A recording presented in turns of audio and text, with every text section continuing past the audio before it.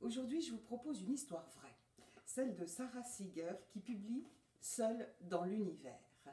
Sara Seager est une astrophysicienne canado-américaine spécialiste des exoplanètes, à savoir les planètes qui ne sont pas dans le système solaire, et elle est considérée comme une des personnalités les plus importantes dans le domaine de la recherche spatiale actuelle.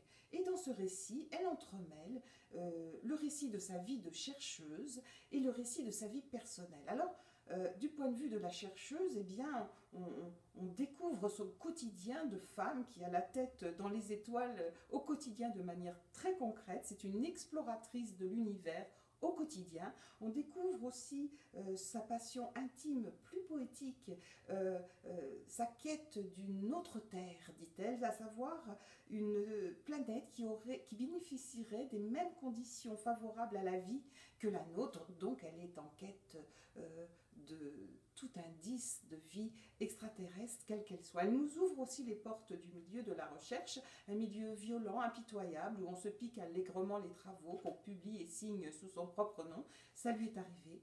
On découvre sa force de caractère qui lui a permis de dire je serai reconnue quand même, ce qui est le cas. Donc elle a persisté, travaillé, elle ne s'est pas effondrée.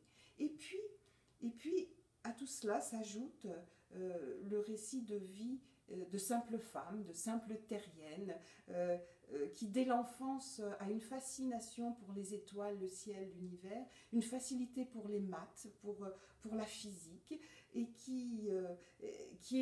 elle se confie aussi sur les complications de vie induites par son autisme Asperger, mais de manière très pudique. Elle nous raconte sa rencontre avec Mike, l'homme de sa vie.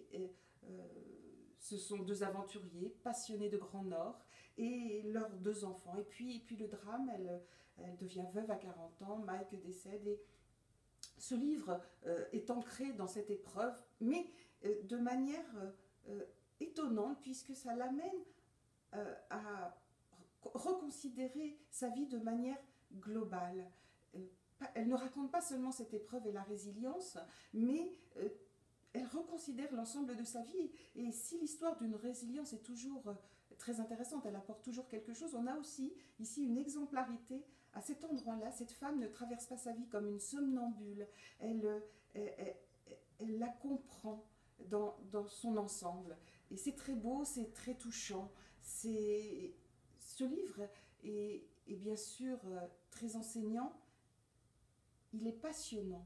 Et j'imagine que c'est grâce à ce point de vue global sur sa propre vie qu'il se lit vraiment comme un roman.